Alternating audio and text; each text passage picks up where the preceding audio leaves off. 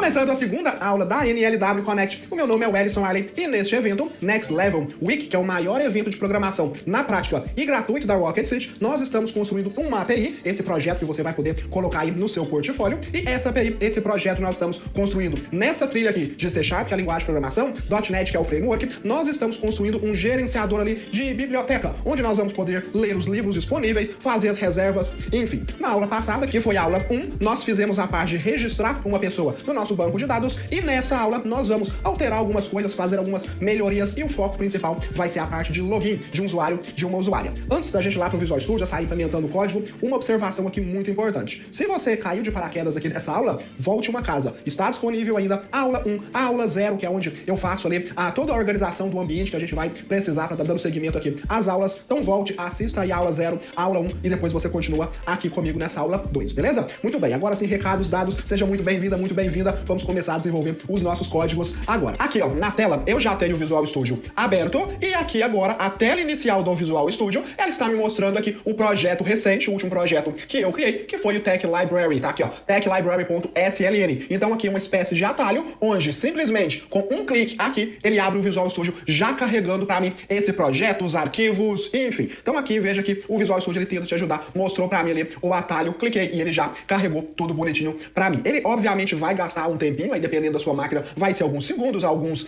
minutinhos, mas ele vai abrir tudo certinho para você, vai depender também do tamanho do projeto, quanto mais projetos aqui na sua solution, mais tempo ele vai gastar para carregar, mas não é nada ali que vai te deixar horas esperando, não, beleza?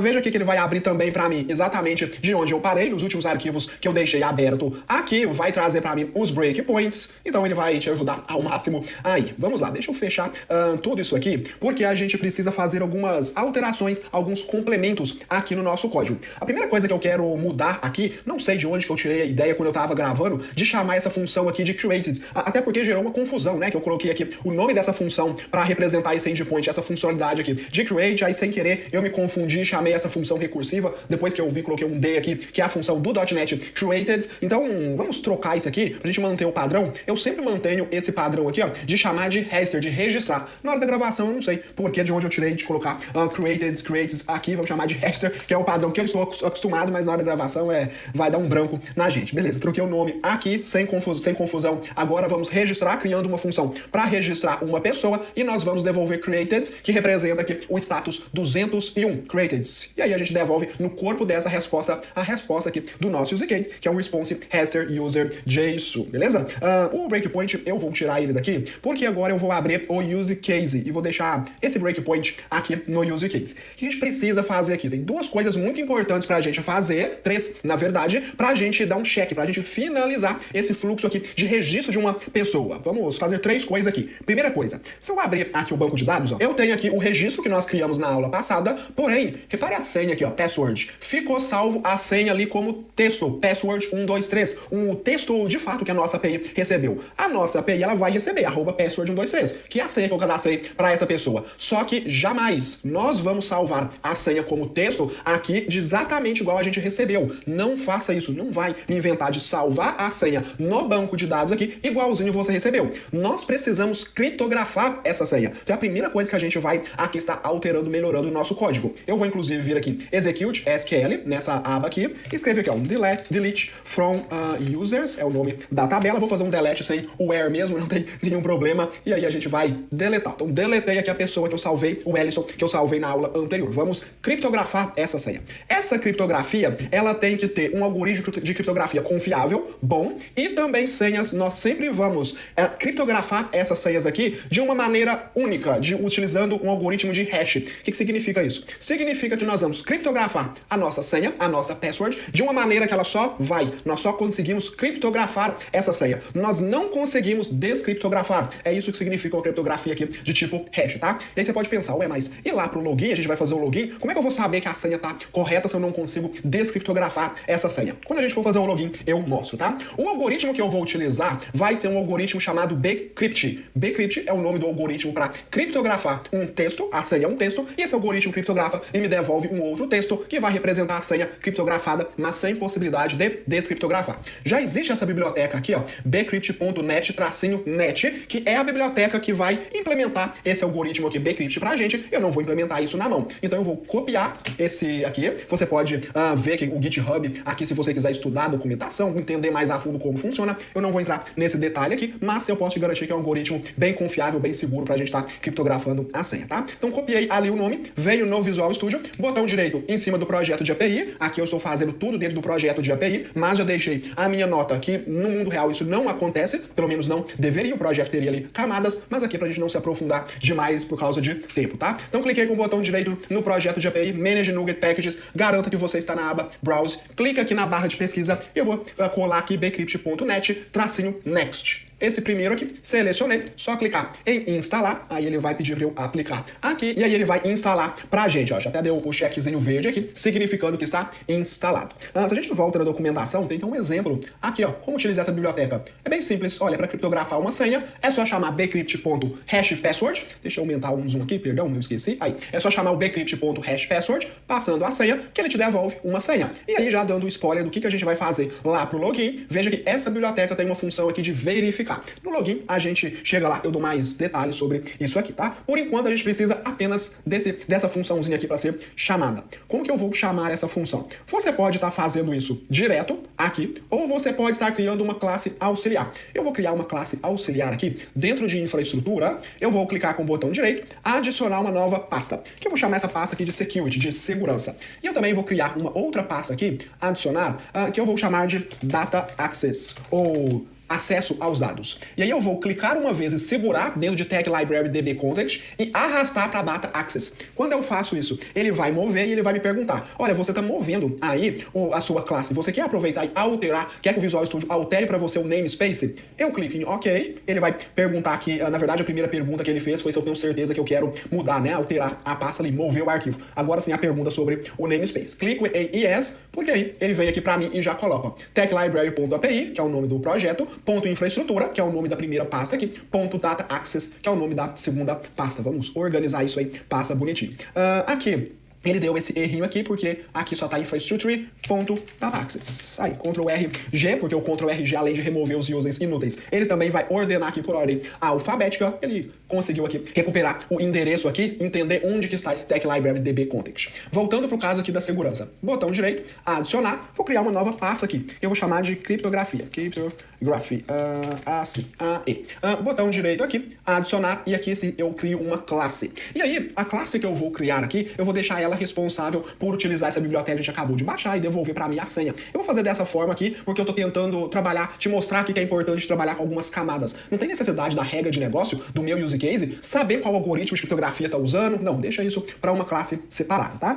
O algoritmo chama bcrypt. Deixa eu só conferir se eu tô colocando o nome disso certo. Deixa eu copiar isso aqui. Perdão se eu estiver escrevendo algum nome errado aqui, você pode ficar à vontade para corrigir, tá? Então o nome dessa classe aqui vai ser bcrypt algorithm. Eu não sei se é assim mesmo que se escreve. Wellington, fiz um erro aqui no nome do arquivo, da classe, não tem problema. Ó, botão direito em cima aqui da classe, tem a opção aqui, ó, rename. E aí eu escrevi aqui algoritmo errado, o correto é ALGORTHM. Aí, pressionei Enter, aqui ele vai me perguntar, olha, você tá alterando o nome do arquivo. Quer alterar também o nome da classe, para o nome do arquivo e o nome da classe ficar iguais? Sim, eu quero. Então, ele alterou tanto aqui pra mim no nome do arquivo, quanto aqui também no nome da classe. Aí, beleza. O que a gente vai fazer agora? Criei uma função pública que vai me devolver ali uma string, que a gente pode chamar de criptografia, então, ou hash, o que for. Aqui, por exemplo, hash password. Vamos utilizar o mesmo nome, então coloco aqui. Vou receber aqui como parâmetro dessa função a senha, e como é uma linha de código apenas, vamos usar a forma simplificada. Igual maior, e aqui, é só utilizar isso aqui do jeito que tá. Ctrl+C, Ctrl+V, e aí tá dando um erro aqui, a gente pode passar o mouse por cima, show potential fix, e ele não tá dando nenhuma opção pra gente fazer um using, né? Por que isso tá acontecendo? Porque esse bcrypt aqui, na verdade, é o namespace lá da biblioteca que a gente tá utilizando. Vamos ter que fazer o seguinte, ó, bcrypt, repara aqui, ponto .net, ponto, aqui sim, bcrypt, que é o nome da classe, e aí a gente faz o ponto hash password. Então essa documentaçãozinha aqui, ela tá meio que incompleta, né? Faz aí o using bcrypt net. Na verdade isso aqui não existe, o correto tá aqui, tá algum errinho ali na documentação. Então bcrypt.net, que é o namespace, ponto, a classe aqui que chama bcrypt, ponto hash password. Só que aqui my password, na verdade, é o password que eu estou recebendo por parâmetro. Aqui, bem interessante, certo? Vou pegar o nome dessa classe, vir aqui agora, e eu posso fazer isso aqui, ó, var cryptography, de criptografia, new bcrypt algorithms, Aí, e aí eu copio isso aqui, apago, coloco a minha variável criptografia, ponto hash password e passo aqui, request.password. Aí, vamos testar isso aqui. F5 para a gente executar a nossa API, a gente aguarda aparecer o Swagger e aí a gente vai poder fazer o nosso teste, ver se aqui está funcionando, se vai ficar salvo agora no banco de dados a senha criptografada. Já começou a execução aqui, ó, veja que ficou a barra laranjinha aqui embaixo, ele vai abrir o Swagger em alguns segundos, voilà. Abriu o Swagger, a gente espera ele carregar, clica no endpoint de users, try it out e o nome aqui, o Ellison, vou colocar os mesmos valores, tá? E-mail, ellison@gmail.com, senha aqui, a mesma senha que eu coloquei, se eu não me engano foi password 123, né? Agora é só clicar em execute. Clicando em execute, bateu aqui no meu breakpoint, F10 para validar, cria aqui a instância da nossa classe, que a gente acabou de criar aqui, vamos criar a entidade, não deu nenhum problema, se eu passo o mouse em cima de ente e clico aqui para expandir, olha a senha. A senha agora ela está criptografada, não vai ser @senha 123. Então F10 aqui agora vai ir para o DB Context, acessar a tabela de users, fazer o save changes, veio aqui agora para o return, F5 para ele voltar aqui para o Swagger, devolveu 201 com o nome certinho. Isso significa que se eu volto aqui no banco de dados, tá aqui na tabela de livros por algum motivo, clica aqui, troca para users, opa, agora sim, olha que legal. Temos aqui o nosso user cadastrado, o Ellison, e a senha aqui está uma senha criptografada, olha, é uma senha aqui, um sinal de dólar, 2A, sinal de dólar novamente, é uma criptografia aqui da senha que eu passei. Bem legal, bem simples de fazer, certo? Próximo passo aqui agora a gente precisa fazer, passo 2 de 3. O segundo passo é a gente ter certeza que não existe nenhum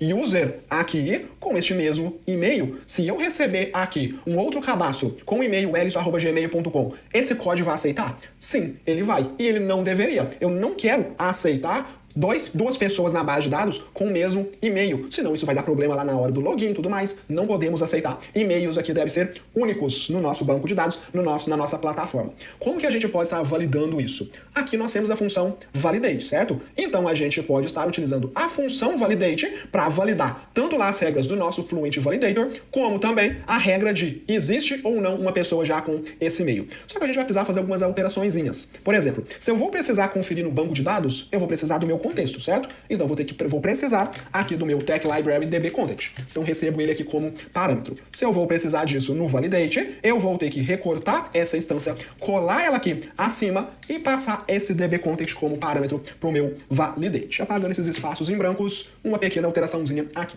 Voltando para a função de validate, eu vou ser um pouquinho espertinho aqui. Por quê? Eu vou deixar o validator fazer a validação que ele precisar, sem nenhum problema, e eu vou utilizar o próprio resultado do validator para eu poder incluir a mensagem de erro caso já exista uma pessoa com o mesmo e-mail. Vamos lá. Aqui eu vou fazer o meu passo depois desse result. Eu vou dar 2 enters aqui e vou fazer o seguinte, DB Context, que eu tenho a referência dele aqui, ponto, vou lá na tabela de users e eu não quero recuperar uma pessoa por e-mail, só quero verificar se existe uma pessoa com aquele e-mail, certo? Lá na tabela de users. Então eu posso fazer um ponto N de qualquer. Aí eu vou abrir e fechar parênteses aqui, ponto e vírgula. Se eu faço a chamada aqui na tabela users desse N, ele vai me retornar um booleano. Só que ele vai me retornar um booleano aqui falando se existe qualquer cadastro aqui na tabela. E não, eu quero uma coisa mais específica. Eu estou na tabela de users, então eu tenho aqui um user igual maior user.email.equals e aí dentro aqui do parênteses do equals eu faço request.email. E aí eu posso salvar o resultado, isso aqui é uma variável, var exist user with email. Aí, vamos entender para não ficar confuso. Eu estou indo na tabela de pessoas, de usuários aqui, verificando se existe, perguntando ao banco de dados se existe qualquer pessoa, qualquer user aqui, onde o user .email, o e-mail daquele usuário é igual ao e-mail que eu recebi na request. Se isso me retorna true, isso significa que já existe uma pessoa aqui na base de dados com aquele e-mail. Se isso me retorna falso, significa que não existe, eu posso cadastrar. E eu vou fazer um if aqui, ó. If, se e somente se existir uma pessoa com esse e-mail, se o resultado desse N aqui for true, eu quero utilizar esse próprio result aqui, e olha pra você ver que espertinho que eu vou ser aqui. Result.errors, errors, aí errors é uma lista, certo? Nada me impede de eu fazer um ponto add eu vou adicionar um erro nessa lista. Por mais que o validator aqui, se ele não me retornar nenhum erro num cenário que no request tá tudo certinho, nenhum problema, essa lista aqui ela vai ser vazia. Se eu adiciono qualquer coisa aqui, ela passa a não ser vazia mais e o isValid ele passa a ser falso. Então esse isValid aqui, ele está diretamente relacionado com o tamanho da lista. Se for 0, é válido. Se for maior que 0, é inválido. Então eu adiciono aqui nessa lista para eu poder reaproveitar o if aqui de baixo. Essa lista ela é do tipo validation failure. Então eu preciso fazer um new validation failure aqui. Só que ficou um nome bem grandinho, né? Porque ele colocou aqui todo o namespace. Eu vou apagar isso aqui porque aí dá erro. Mas se eu passo o mouse, show potential fix, using fluent validation results. Ele faz o using para ele falar o namespace que você vai procurar essa classe tá nesse cara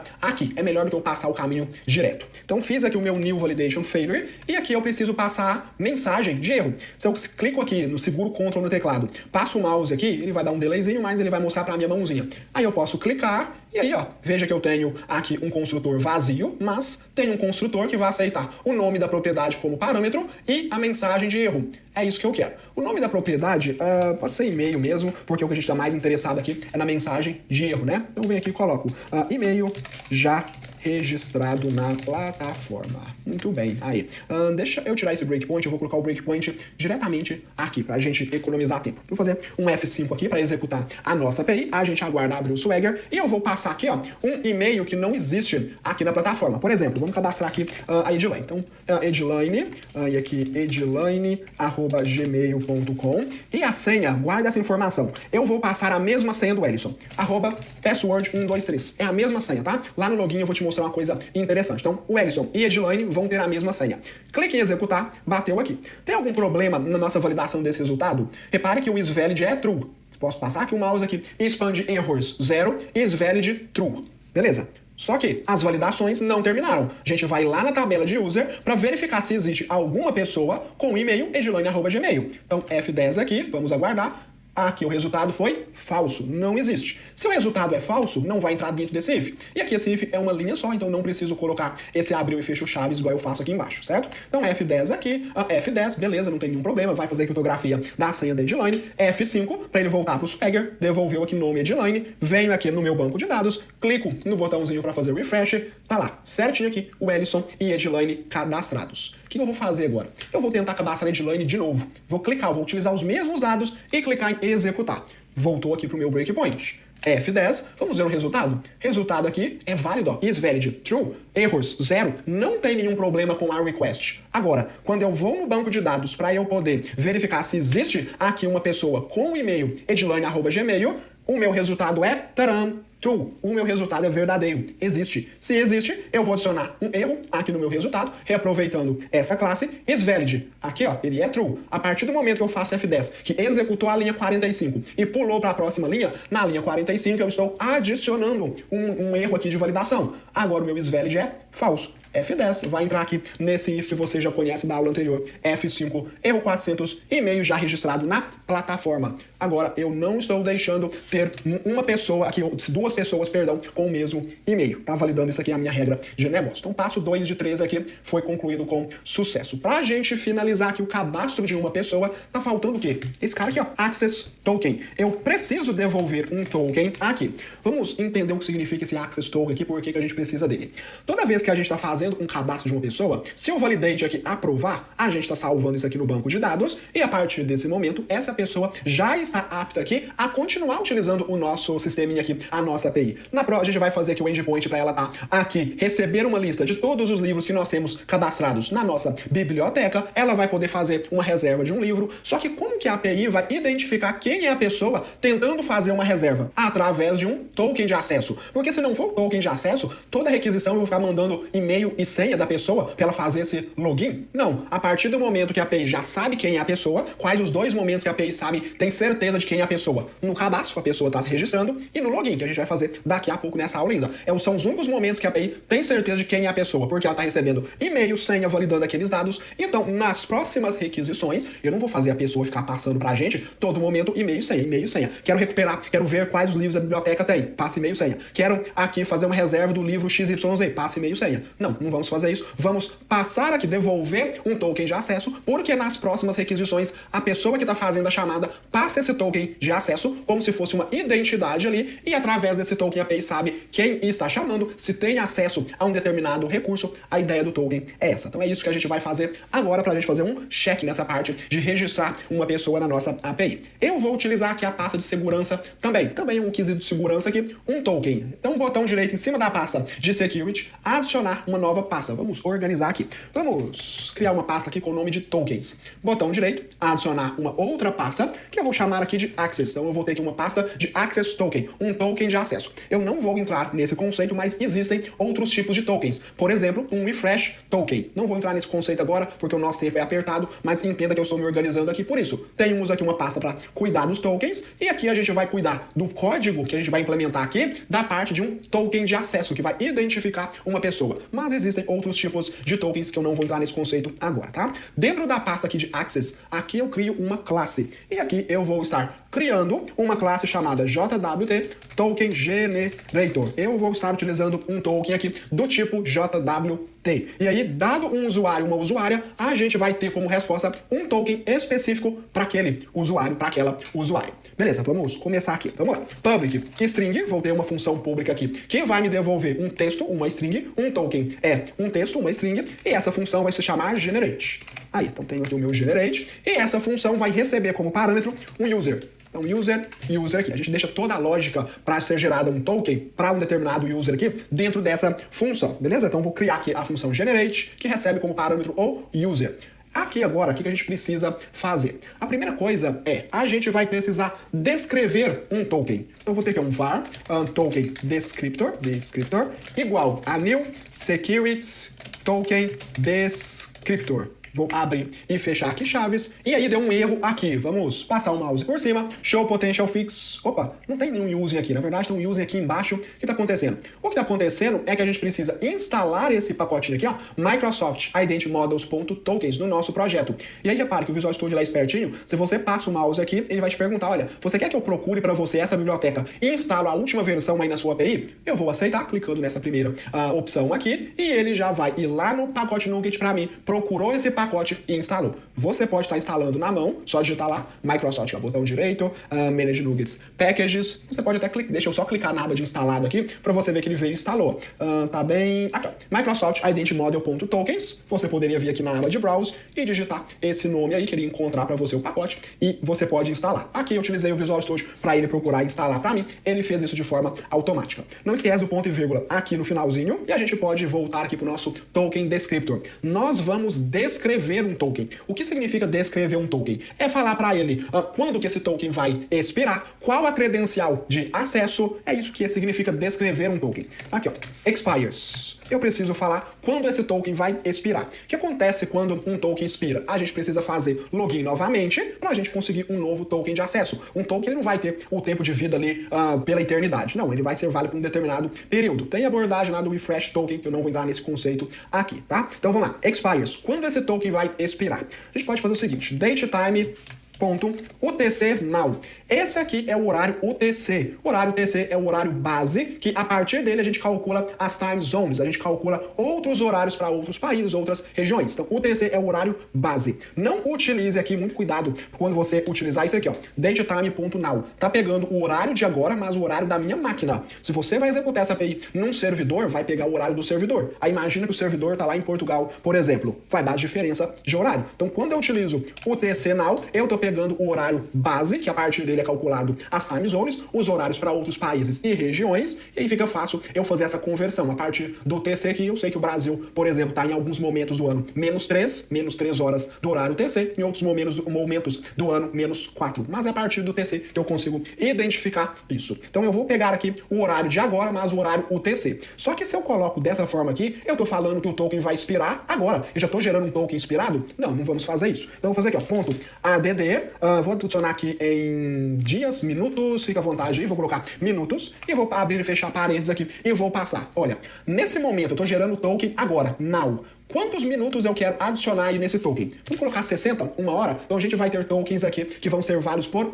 1 hora. A partir aí dessa nova data e hora, sempre vamos ter que precisar fazer o login novamente para pegar um novo token. Então estou adicionando aqui 60 minutos. Eu pego o horário de agora, adiciono nesse horário 60 minutos e essa função está me devolvendo um novo date time. Ele vai simplesmente pegar o horário de agora e somar 1 hora nele, 60 minutos. Beleza, então aqui eu tenho o meu horário de expiração. Próxima coisa que eu preciso ter aqui, essa Signing Credentials. Um JWT, ele é composto por 3 partes. A primeira parte do JWT é o cabeçalho, de forma bem resumida aqui. A segunda parte do JWT nada mais é que o corpo do token, você consegue adicionar ali informações que vão estar ali presentes no seu token. E a terceira parte são a parte 1 e 2 combinadas e criptografadas. E é assim que o JWT consegue ser seguro, porque se alguma coisa mudar no meio do caminho, se alguém tentar pegar o token e mudar alguma coisa no corpo dele ali, na parte 2, a parte 3 não vai bater, porque é a parte 1 e 2 criptografada. Só que, se essa parte é criptografada, somente a nossa API, somente ela, que vai poder ter ali a chave de acesso para a gente conseguir garantir que aquele token foi gerado pela nossa API. Se você vaza a senha aí da sua geração de token, qualquer pessoa começa a gerar tokens válidos no nome da sua API. Então é esse Sign Credential aqui que vai criptografar para a gente o nosso token, que é a criptografia aqui da parte 1 e 2. Não vou me aprofundar em JWT aqui, mas eu posso deixar o link para você estudar, para você entender melhor, tá? Para isso aqui, eu vou criar uma função auxiliar.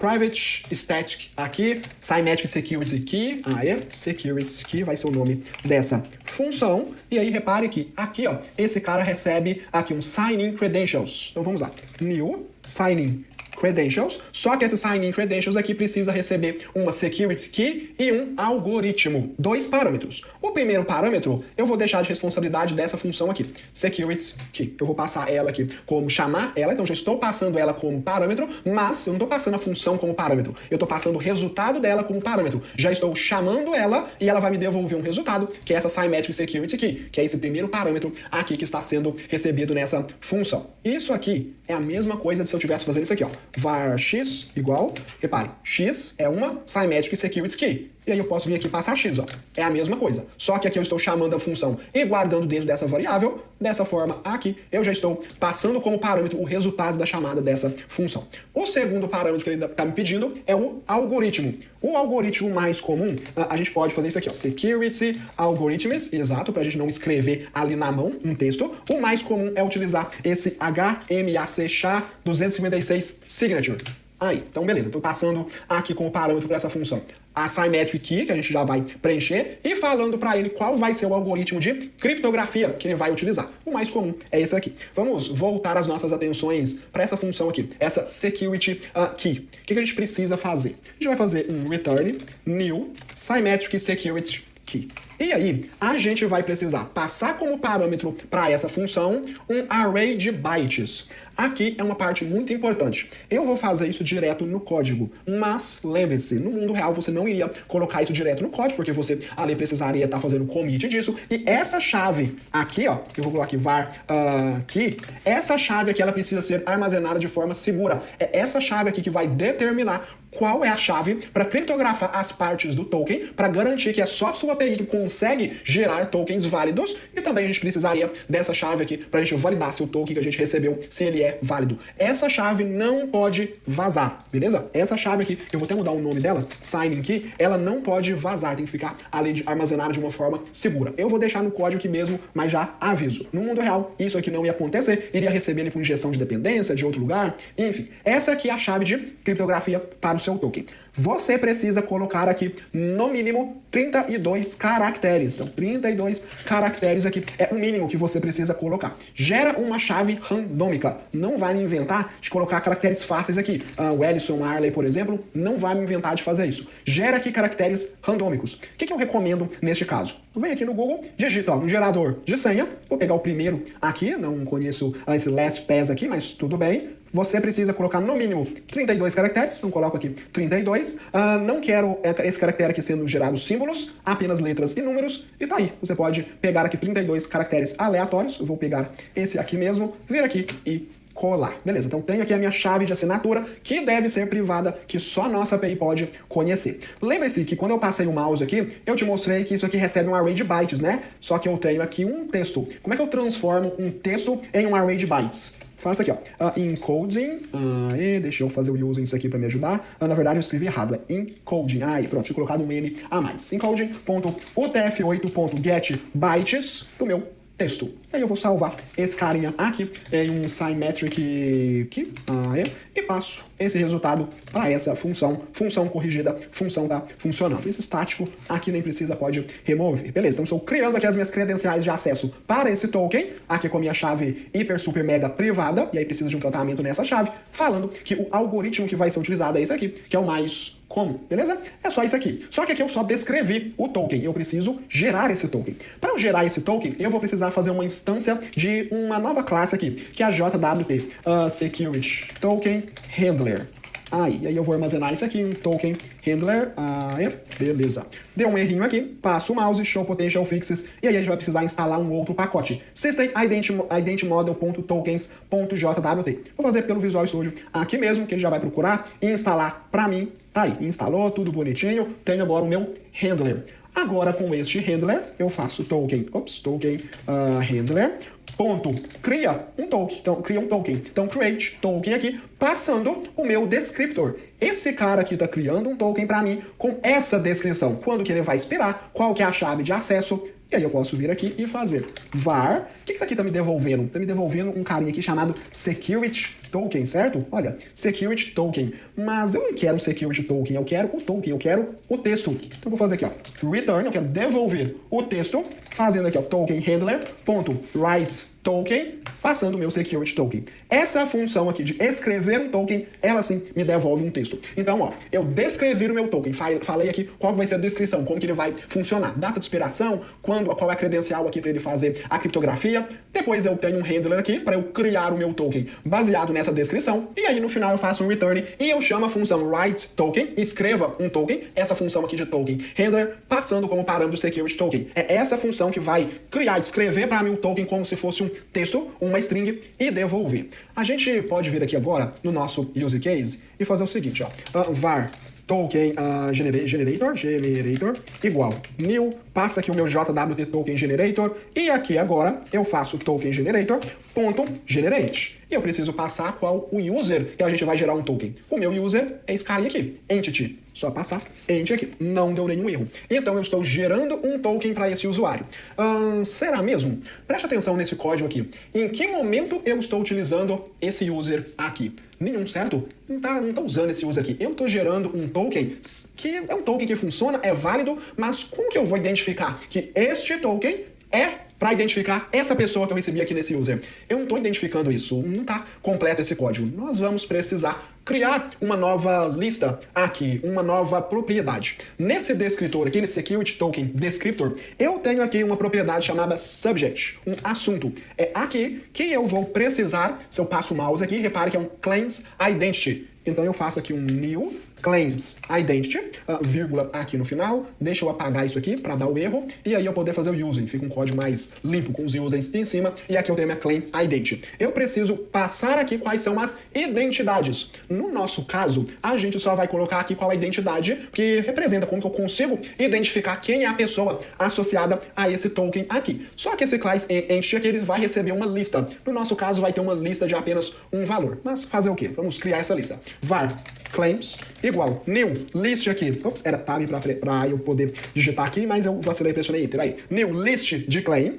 E aí eu já vou estar inicializando essa lista com alguns valores. É por isso que eu faço new list de claim aqui, e logo depois de abrir e fechar parênteses, eu já vou abrir e fechar chave, porque eu posso fazer isso aqui, ó, new claim. Dessa forma, aqui. Esse new claim aqui vai ser um elemento da minha lista de claims. Posso fazer vírgula aqui, posso fazer o new claim novamente, posso fazer outro. Dessa forma aqui eu estou inicializando a minha lista, já colocando dentro dessa lista 3 elementos, 3 itens. No nosso caso, a gente precisa apenas de 1. O que esse claim aqui ele está dando erro? Por quê? Porque ele está esperando receber 2 valores. O nosso JWT, ele é um token aqui que vai ter um formato JSON. Então, o que tiver ali vai ser um JSON na hora da gente colocar dentro desse subject aqui. Um JSON, ele é composto por quê? Uma propriedade e um valor. Uma propriedade e um valor. Então, esse claim está reclamando por isso. Eu preciso passar 2 parâmetros para ele. O nome da propriedade e qual que é o valor.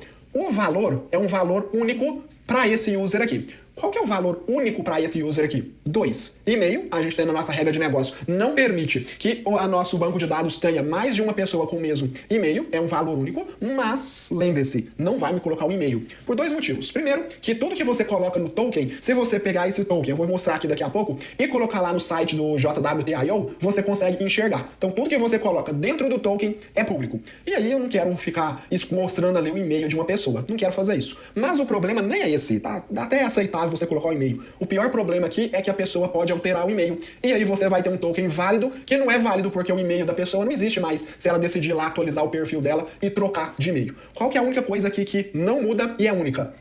O ID da pessoa. Eu nunca vou trocar o ID aqui do Ellison, muito menos o da Edilane. O ID não muda. Mas o e-mail aqui, se um belo dia eu quiser colocar, não quero usar o ellison@gmail mais, quero utilizar arley@gmail. Eu posso? Posso. Se eu gero um token baseado no e-mail, eu me lasco, porque o token vai ser válido, mas não vai ser. Dentro dele, quando eu extrair o e-mail, aquele e-mail não existe mais, porque foi alterado. O ID é a única coisa que não vai mudar e ele vai ser único. Então aqui no meu valor, que é o segundo parâmetro, eu uso user.id. Aqui vai dar um erro porque ele só vai aceitar string. E ID é um GUID, um guide, um guide, chame como você quiser. É simples.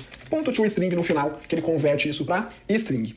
Aqui você pode estar dando o nome que você quiser para propriedade. Então, por exemplo, ID user. Então aqui vai ter a propriedade no seu objeto, no JSON lá, que é a segunda parte do token, que é onde vai ser o corpo do token, vai ter ID user, o ID. Eu particularmente não gosto de fazer isso, porque deixa explícito, né, que aquilo é um ID, que é um user. Eu particularmente não gosto não. O que eu vou fazer? Eu vou dar uma mascarada nisso, ó. JWT, register claims names, dentro, isso aqui é um enum, uma constante aqui, vai ser uma série de constantes, que já vai ter alguns nomes mais utilizados. Então, quando você faz ponto aqui, ele te mostra, ó, tem esse IAT aqui, que vai significar a data de expiração, o tempo de expiração. Tem o nome, se você quiser colocar o nome aqui. Endereço, tem outras coisas aqui, data de nascimento, e-mail, veja, e-mail verificado aqui, nome de família, assim, alguns aqui eu nem recomendo você colocar. Você vai colocar o nome, beleza, tudo bem que o nome é uma coisa ali pública, eu posso, não tem nenhum problema, mas data de nascimento, pra que você vai colocar data de nascimento num token? E o pior, aqui pra cima, ó, endereço, você vai colocar o endereço da pessoa no token?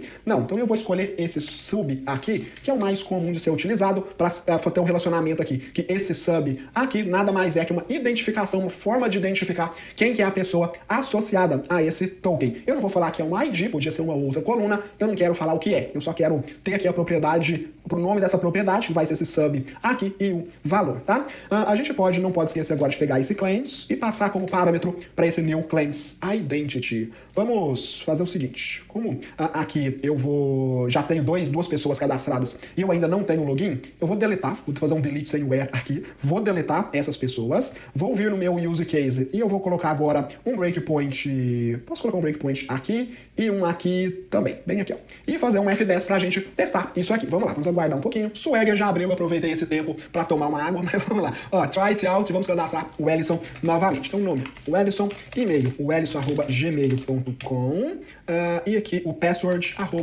password 123. Eu vou cadastrar a Edilane também pra mostrar que vai funcionar, tá? Clico em execute e aí ele deu um erro 400 e-mail já registrado. Ué, eu não tinha deletado esse cara aqui, delete, ficou com cache, será? Posso fechar esse cara aqui? Salvar não, cancelar, salvar, talvez algum cache, vamos tentar novamente. Abrindo o banco de dados novamente, Open Database, Workspace, Tech Library DB, Browse Data, Users, tá vazio. Então vamos lá, vamos tentar novamente, deixa eu até colocar um breakpoint em todo o use case agora, no início dele aqui do execute, aí veio pra cá, request aqui viu certinho, né, o Ellison@gmail, o Ellison password 123, cria aqui o DB context, faz a validação, Validação aqui feita com sucesso true. Existe alguma pessoa com esse e-mail? Deu falso. Ficou algum cache ali. Provavelmente fiz a query na hora de executar, não tinha salvo nessa parte de salvar projeto. Quando eu fechei, ele pediu para salvar, resolveu o problema. Acontece por a gente utilizar bancos simples como DB, o SQLite ali no caso. Isvalid é válido, beleza, pode então continuar. F5 para ele bater aqui no outro breakpoint.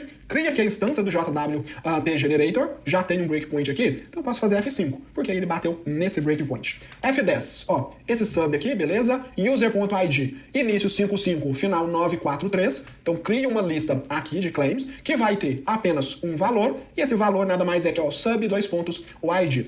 Crio aqui o meu token descriptor, crio o meu token handler, crio o meu token, olha o meu token aqui, que bonitinho. E agora, se você reparar, esse valor aqui, eu consigo expandir? Não consigo, mas tudo bem. Repare que isso aqui tá te mostrando a estrutura do JWT. Tá pequeno aqui, eu peço perdão, mas aqui tá a estrutura do JWT. Aqui eu vou escrever esse token, que é pegar esse token como string. Return, vamos lá, F10 aqui, F10, vou ver o meu response agora. Opa, nome Wellison, access token, aqui. Quando eu clico no Visual Studio, deixa eu fazer de novo, response, repare que tem bem pequenininho aqui, ó, view. O Visual Studio, ele já sabe que isso aqui é um token JWT. Então, quando eu clico em view, ele mostra aqui pra mim. Primeira parte, header, veja aqui que é o algoritmo que a gente utilizou, e o tipo JWT. Segunda parte aqui, olha, a forma de identificar a pessoa com esse sub, que a gente sabe que é o ID, quando que esse token foi gerado, quando que ele vai expirar, tudo isso tá no payload, que é a segunda parte. E olha aqui a assinatura, que legal. Essa parte aqui do header, combinada com o payload, utilizando lá nossa chave de assinatura super secreta lá pra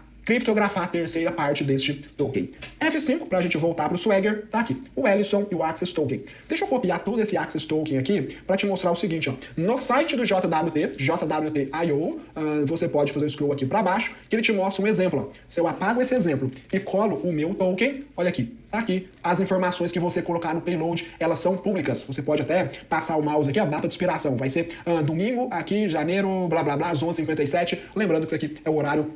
Aqui ele já até converteu para GMT-5, que é onde eu estou aqui, eu estou no Canadá, na região que eu estou aqui é -5 em relação ao horário GMT, então aqui ele é até espertinho o site, converte só de passar o mouse aqui por cima, então tá convertendo pro meu horário local já, porque ele sabe que tá o TC dentro daquela data. Legal, né? E aqui, repare que tá assinatura inválida, porque ele te mostra aqui que ele está fazendo a criptografia da parte 1 e 2, mas o site, ele não sabe qual chave de assinatura você utilizou, por isso que a assinatura aqui é inválida, aqui não tem nenhuma chave, tá criptografando sem chave, então obviamente não vai ser válido. Beleza? Temos então o nosso cadastro aqui certinho de uma pessoa, de um usuário, de uma usuária, check. Vamos lá, se a gente pegar aqui, qual que é o ID que ele colocou aqui? 55943.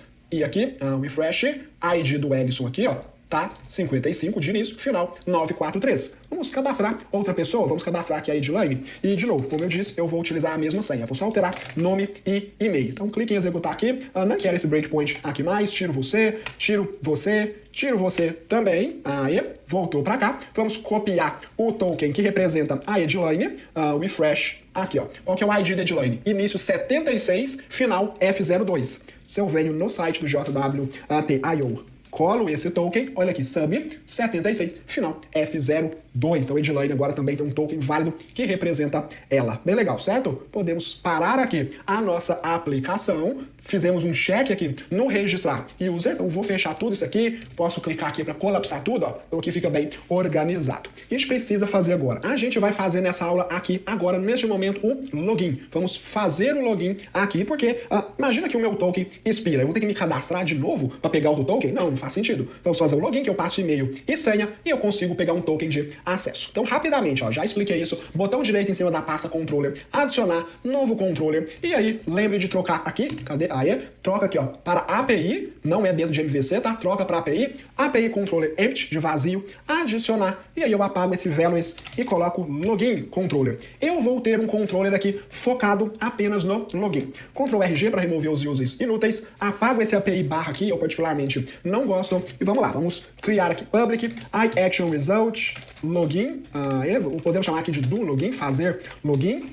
Muito bem, vamos receber aqui, comparando dessa função, o que? A gente vai receber aqui e-mail e senha. Então, request, crio aqui uma classe rapidamente, request login JSON, troco de internal para public, aqui eu faço public string e-mail, public string password, coloco aqui string .empty, string.empty para você, string.empty para você, Ctrl+RG para remover os users inúteis. E aí, nesse endpoint aqui, eu preciso receber uma request do tipo request login JSON. Atenção! O endpoint de login, eu não posso marcar ele aqui como HTTP GET. Por quê? GET não aceita a requisição com um corpo ali. Ou seja, eu não consigo enviar request. Ué, algumas linguagens de programação dá. Sim, algumas vão até aceitar, outras não. O próprio C#, se você tenta chamar uma API pelo C#, utilizando um método GET, ele não deixa você enviar um request, um corpo naquela requisição. Então, o login, ele vai ser um post, tá? O post put vai aceitar corpo. Delete e GET não aceita você fazer uma requisição GET ou delete com um corpo ali, passando informações no body daquela requisição. Então eu vou colocar aqui post, temos um post aqui. Vou criar rapidamente, estou fazendo mais rapidinho agora, porque essa parte você já conhece, que é a parte aqui de criar um use case. Então, use cases, login, e aqui eu vou criar uma pasta chamada do login. Alisson, por que vai ter controller, pastas separadas para login? Não é tudo relacionado ao user? Não, eu quero agrupar as coisas em login, porque lembre-se que a gente poderia implementar aqui a parte de esqueceu a senha. Já vi alguns aplicativos ali, esqueceu sua senha? Você clica, passa um e-mail ali, ou mais informações dependendo do nível de segurança, e aí é enviado um código para o seu telefone, para o e-mail, ali para você fazer o processo de recuperar a senha. Isso faz parte do login, isso eu deixo separado num controller de login. Até tem a ver com um user, com uma pessoa, mas eu prefiro separar para não encher demais um controller de user, tá? Então eu separo. Login é login, coisa relacionada ao login tá no controller separado, cadastro, edição, deleção, remoção de pessoas fica no controller de user. Então eu crio separado. Então aqui vai ter tudo relacionado a login, mas eu estou fazendo um login, do login, fazer login. Então é por isso que eu vou criar aqui essa pasta e eu crio um do login use case. Beleza? Rapidamente public. O que essa função vai devolver? Ué, ela pode devolver a mesma resposta de uma pessoa registrada. Response Raster User JSON. Um nome e um token de acesso também. Mesma coisa. Coloco aqui, chamo a função execute, venho aqui e faço rapidamente esse meu request, colo aqui, faço o using do response. Voilà, vou fazer um return new aqui só para parar de torrar minha paciência com o erro na função. Então, rapidamente, vem aqui no login controller, var use case igual ao meu use case, var response igual use case.execute, passando a minha request. Return, o que a gente vai retornar? Se tudo der sucesso, nós não estamos criando nada, nós estamos só verificando que deu sucesso no login ali para uma pessoa. Então, ok, com a resposta. O ok, você só precisa passar o response. Então, status codes 200, passando ali a response. Vai ter daqui a pouco da minha página do try-catch. Calma, vamos focar aqui no nosso login, tá? O que a gente precisa fazer agora? A gente precisa de uma instância do nosso dbcontext. dbcontext igual a gente fez lá no use case de registrar. Repare que eu tenho uma instância do dbcontext aqui. Então eu venho aqui, tenho uma aqui também, porque eu preciso ir no dbcontext e na tabela de users para eu conseguir recuperar uma pessoa que tem o e-mail que me foi informado e a gente precisa validar se a senha é válida. Vamos primeiro encontrar a pessoa. Users.first ou default, vou abrir e fechar parênteses aqui, ponto e vírgula no final. Eu quero pegar a primeira pessoa or default. Eu já vou explicar isso aqui. A gente está na tabela de user, então eu vou percorrer os users. Então eu vou ter um user aqui. E eu quero verificar que esse user, ponto e-mail, o e-mail deste user, ele é igual ao e-mail que eu recebi na request. E-mail.equals request.email. var user. Eu vou ter o meu user aqui. Vamos entender o que está acontecendo de forma rapidinha aqui. Eu estou pegando lá o meu contexto do banco de dados, indo na tabela de user, que é essa bonitona aqui, e eu estou falando o seguinte, olha, banco de dados, eu quero a primeira pessoa que tem esse e-mail igual ao e-mail que eu tenho na request. Por quê? Porque eu estou utilizando or default e não apenas o first. Pelo seguinte, se eu chamo apenas o first, eu estou falando que eu tenho certeza que existe uma pessoa com este e-mail. Eu não tenho certeza, eu não posso garantir isso. E se alguém tenta fazer login aqui com um e-mail inválido, ao invés de Wellison@gmail, Wellison com M, sem querer eu digito Wellison com M de mamãe. Eu não consigo fazer login dessa forma. Se você deixa somente o first, você está falando que sempre vai existir. Se ele não encontrar, ele vai lançar uma exceção em tempo de execução. Agora, se eu faço first ou default, eu tô falando, olha, tenta encontrar uma pessoa aí com esse e-mail. Se você não encontrar, você não vai lançar uma exceção. Você vai me devolver nulo nesse user aqui. É isso que eu tô falando. Claro, nós precisamos verificar. If, se o meu user, meu Deus, o que eu fiz? Se o meu user aqui, se ele is nulo, eu vou precisar lançar uma exception. Aqui, ó. Agora, se esse user, se ele não for nulo, aí sim eu vou continuar aqui o meu código. Vamos focar por partes aqui. Vamos trabalhar nessa exception. A gente já aprendeu que nós precisamos ter exceptions aqui customizadas lá para o nosso try-catch para a gente conseguir controlar. Olha, se foi uma exception do projeto, mostra a mensagem. Se não foi uma exception do projeto, erro desconhecido, certo? Vamos criar nossa exception para este caso aqui. Como que eu vou criar essa exception? Dentro do projeto de exception aqui, botão direito em cima do projeto, adicionar uma nova classe. Vou criar uma classe exclusiva de exception para o problema do login, que eu vou chamar de invalid login exception. Então aqui já criei, trocando para público no lugar de internal, Ctrl RG para remover os usos inúteis, e você já sabe, é uma exception customizada, então ela tem uma herança com tech library exception. Essa classe é uma classe abstrata que nos obriga a implementar dois métodos, o método de recuperar as mensagens de erro e o método de getStatus Code, que a gente vai entender isso daqui a pouquinho nessa aula ainda. O que esse método getStatusCode ele vai responder aqui, ele vai retornar? Igual maior, HTTP status code, se a API não conhece quem é a pessoa, se ela recebeu um e-mail ou senha inválida ou senha inválida, a API não sabe quem é essa pessoa. Então ela devolve um unauthorized, que é o erro 401. A API está falando, não sei quem é você, sai daqui, 401. Tô exagerando com sai daqui aqui. Enfim, vamos lá. 401, a pessoa não sabe, a API, perdão, não sabe quem é a pessoa. Então devolvo 401. Agora, e a questão da mensagem aqui? Qual mensagem eu vou devolver? Primeiro que a gente tem que lembrar que a gente devolve uma lista de mensagens, né?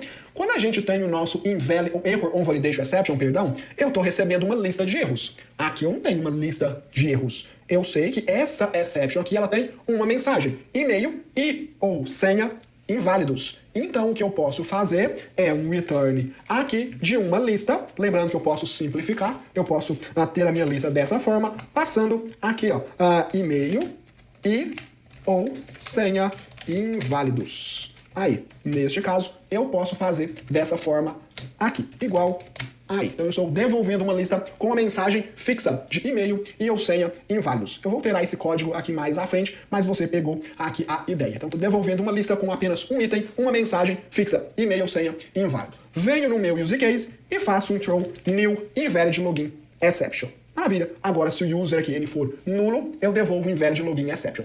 Só que eu tô pegando essa pessoa aqui através da senha, né? Do e-mail, perdão. Precisamos verificar a senha. Como que a gente vai verificar a senha? Se a senha que eu recebi na request, se ela bate com a senha que foi cadastrada aqui no banco de dados.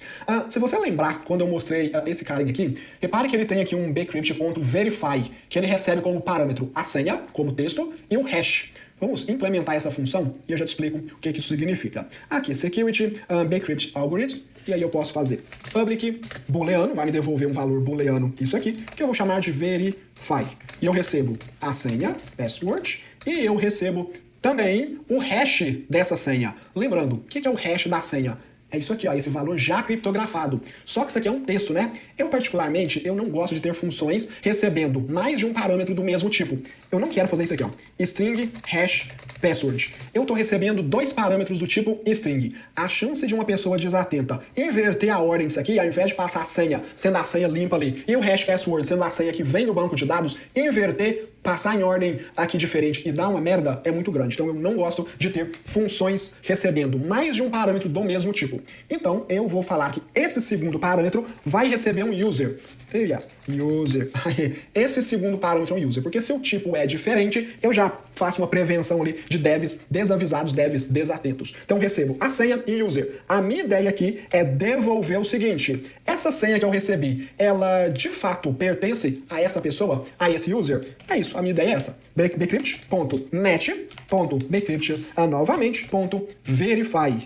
E aí, aqui, muito cuidado. O primeiro parâmetro, passo o mouse aqui, o primeiro parâmetro é o texto que eu recebi na minha request, password. Então coloco aqui, password. O segundo parâmetro é o hash, o texto que é o hash, ou seja, é a senha já criptografada. Por isso que eu vou pegar isso do meu user.password. Assim eu evito aqui confusões, beleza? Posso fazer um Ctrl+C disso aqui. Aqui embaixo eu faço var, pode ser aqui password encrypter, igual... como que eu fiz um REST use case? Vamos utilizar o mesmo... aqui, ó. Vamos utilizar o mesmo padrão pra gente manter esse padrão bonitinho. E aí é só pegar aqui a cryptography.verify, e aí eu coloquei sem querer esse tio aqui, e esse verify recebe a senha request.password, vírgula, o user, a minha entidade user, bem aqui.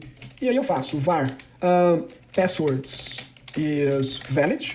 Se a senha estiver correta, ótimo, eu continuo. Agora, se não estiver correta, if password is valid igual a falso, eu vou devolver também esse invalid login exception. O Ellison também, sim, não vai inventar de devolver ali exceções diferentes para falar, olha, não encontrei ninguém com esse e-mail. Ou, olha, o e-mail tá certo, mas a senha tá inválida. Não vai fazer isso. Vamos devolver que o e-mail e ou a senha estão errados. Talvez os dois estejam errados, só um tá errado. Eu não vou dar uma informação tão clara assim no caso de um login. Um dos dois tá errado aí, pra pessoa que se vira para descobrir qual que é, não fica falando para ela se é o e-mail que tá certo e a senha errada ou vice-versa, beleza? Então, user, se o usuário aqui for nulo, eu lanço o invalid login exception. Agora, se não for nulo, aí sim eu faço a verificação da senha para ver se a senha que eu recebi bate com a senha cadastrada nessa pessoa. Se não bater, se for falso, lanço a exceção também. Pra gente finalizar essa parte aqui da criptografia da senha, lembra que eu falei, guarda a informação. A senha para o Ellison é igual à senha para a Edilane. Os dois ali eu coloquei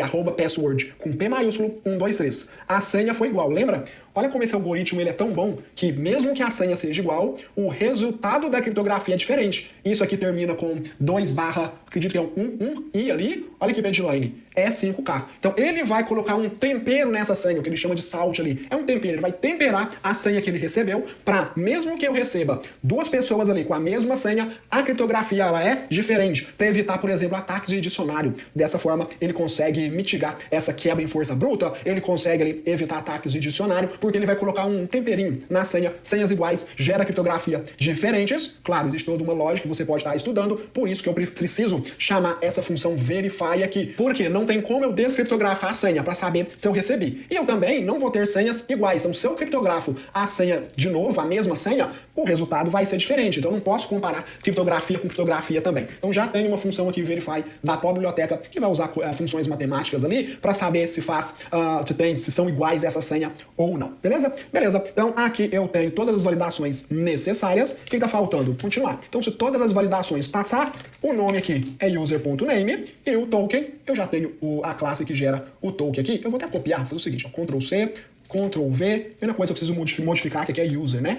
Eu posso trocar para int também, fica a seu critério, pode ser int ou user. Então, teria que trocar aqui, aqui e aqui também. Então, se todas as validações passar, eu vou devolver uma resposta com um token. Vamos testar rapidamente isso aqui para a gente continuar fazendo mais coisas. Vamos lá, F5, Swagger já abriu, clico aqui no login, try it out, e-mail, Ellison@gmail.com. Eu vou fazer login com os dois, tanto com o Ellison quanto com a Edilane, para você ver que vai funcionar. Então, Ellison@gmail, @password123. Executar, bateu no meu breakpoint aqui do use case, crio a instância do DB Content, vou lá no banco de dados tentar encontrar uma pessoa com esse e-mail, que é o Ellison@gmail, encontrou? Opa, encontrou. Veja que esse cara aqui não é nulo.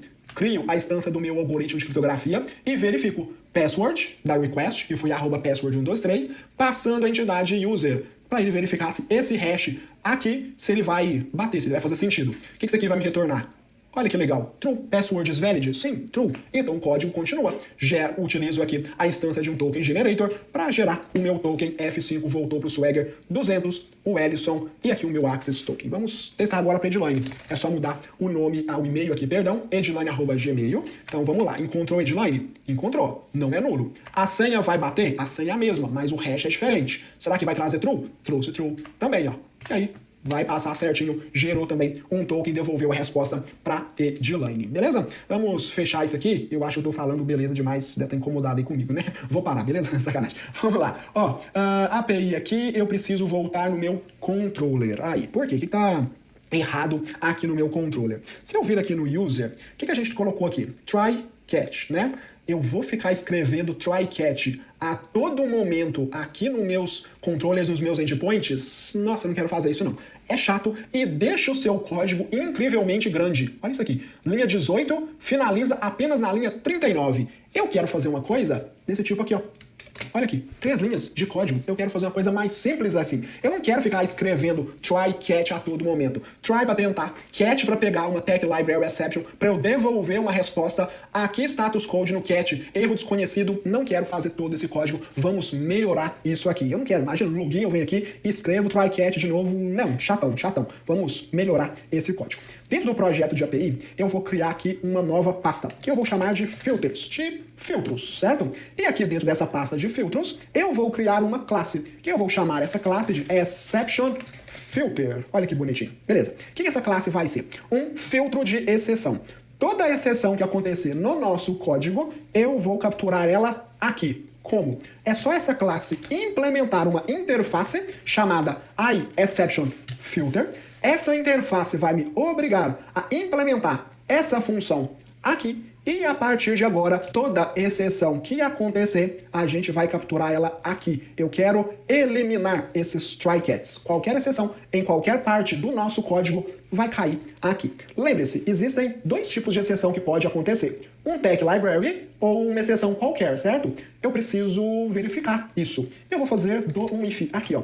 If contexto.exception. Eu posso fazer contexto.exception, is. Esse is vai ser esse tech library exception. Se, e somente se, a exceção que foi lançada, ela é um tech library exception, eu quero fazer aqui o meu retorno.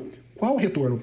Lembra que aqui no meu user controller eu estou retornando um badge request? Então, a ideia é eu vir aqui no exception filter e fazer o return desse badge request ou outro tipo de exceção. Lembre-se que no meu login, eu não estou lançando badge request. Deixa eu abrir o use case aqui. Aqui a gente está lançando um unauthorized. Então, o certo aqui do meu controller de login seria fazer um return unauthorized. Ó. Dessa forma, aqui, passando a exceção. Então, nem sempre eu vou devolver um badge request. Tem outros tipos de exceção que vão ser lançadas que vão precisar de outros códigos. Para a gente conseguir deixar isso de forma genérica, primeiro que a gente não tem return nenhum aqui, a gente está no filtro de exceção, não tem nada mais a ver com o controller que precisa devolver um iAction result, a gente vai devolver essa exceção, essa resposta de erro de uma outra forma. É só fazer context.http context.response.statuscode. Aqui, nesse caso, a gente precisa devolver qual que é o status code correto. Aí você vai lembrar que é por essa razão, motivo e circunstância que eu forço a toda exceção implementar essa funçãozinha aqui, HTTP status code. Porque aí eu posso confiar que cada exceção tem o seu próprio status code de retorno. Aqui unauthorized, aqui badge request. Se eu tenho certeza que essa exception ela é uma tech library exception, da mesma forma que eu tenho um catch pegando já a instância, a referência dessa exceção nessa variável x, eu posso fazer a mesma coisa no meu filtro aqui. Is. Se isso aqui for verdade, eu coloco um espaço aqui e coloco tech library exception. Se somente se a exceção lançada for uma tech library exception, eu tenho a referência dela aqui. Se eu tenho a referência dela aqui, eu venho e faço .get status code. Olha a minha função status code sendo utilizada aqui agora. O Ellison deu um erro. Deu um erro por quê? Aqui está esperando um inteiro. Aqui está me devolvendo um enum. Só que um enum, na verdade, é um inteiro, só que nomeado, né? Então vamos fazer um cast disso. Só que na frente você abrir e fechar parênteses e escrever int. Então eu estou fazendo dessa forma a conversão de um enum, que é um inteiro, em um inteiro vai preencher o status code aqui. Por que eu preciso desse cara aqui, desse status code? Porque eu não tenho controle de saber se eu vou devolver um badge request, se é um unauthorized, se é uma outra coisa. Qual função a gente pode chamar que ela é genérica? Você lembra disso? Olha aqui, status code. Onde eu passo aqui para ela o número, o valor aqui, nesse caso 500, e a resposta. Eu preciso fazer a mesma coisa aqui. O que vai substituir? Lembrando que eu não tenho esse status code aqui no filtro de exceção. Então o que vai substituir isso aqui é criar o objeto direto. Se eu passo o mouse em cima de status code, repara que ele me devolve object result. Se ele me devolve um object result, então nada mais justo de que eu criar um na mão, ó. result igual a new, qualquer objeto mesmo que ele me devolve, object result. Então,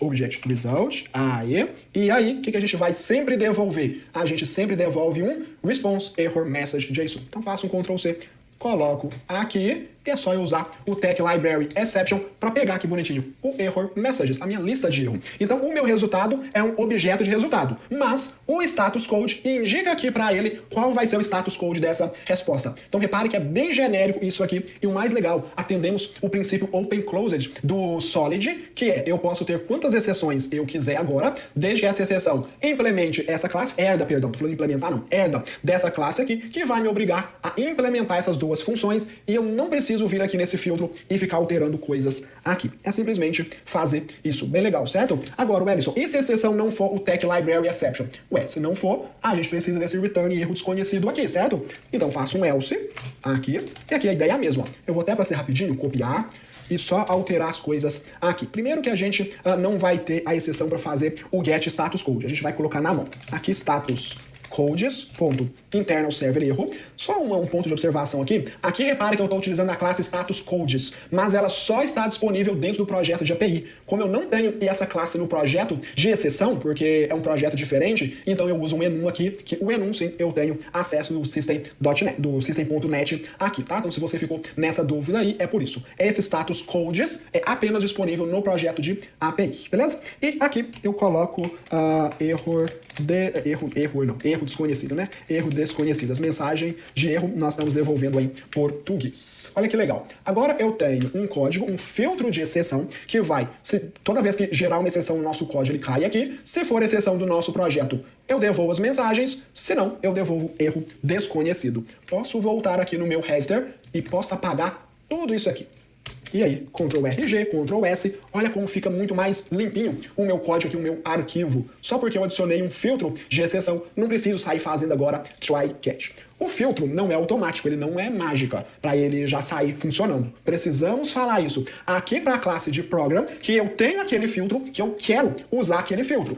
Para eu fazer isso, antes de fazer esse builder.build, faz aí builder.services.add.mvc, e aqui dentro desse parênteses você coloca options igual a options.filter.add, e eu tô falando para ele, ó, type of, do tipo, e aí você passa o nome da sua classe aqui, exception filter, passando aqui. Agora você está configurando, falando para a API que ela tem um filtro. Esse filtro é do tipo exception filter, que aí está implementado bonitinho. Qualquer exceção que acontecer, bate aqui e a gente captura. Vamos testar? Vamos colocar um breakpoint aqui, F5, vou passar agora alguma coisa inválida aqui, pode ser um login inválido, para eu mostrar que vai bater aqui certinho. Login, try it out, a senha eu vou passar certa, mas o e-mail não, o e-mail eu vou colocar arley@gmail.com.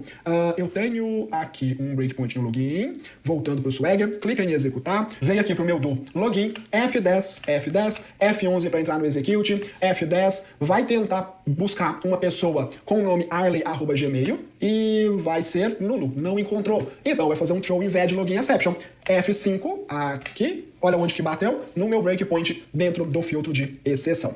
Exception, ele é um Tech Library Exception, vamos ver. F10, opa, entrou aqui no nosso if, então quer dizer que sim, ele é. F10, qual que é o status code? 401. F5, vamos voltar lá para o Swagger, devolveu 401 com e-mail e ou senha inválidos. Tá faltando uma pequena coisa aqui, né? Que a gente esqueceu da documentação do Swagger. Então copia isso aqui, vem aqui, cola, response error message tá certo, mas não é bad request, aqui é unauthorized, 401, e aqui não é created, é um ok, status 200, ok.